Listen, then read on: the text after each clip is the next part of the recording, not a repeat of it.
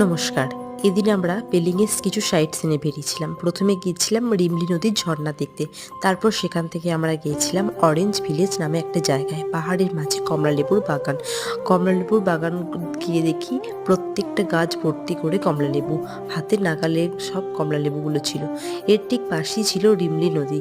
রিমলি নদীর স্রোত ছিল ব্যাপক, তাই ওইখানে নো এন্ট্রি পোস্টার দেওয়া ছিল। নো এন্ট্রির এপারে যে বড় পাথরগুলো ছিল সেখানে বসে পর্যটকেরা ছবি তুলতে পারবেন। তারপর অনেকক্ষণ বসে থাকার পর বোর হওয়ার কারণে নদীর জলে পা ভিজিয়ে নিলাম। বলে বোঝানো যাবে না, নদীর জলটা এতটাই ঠান্ডা ছিল।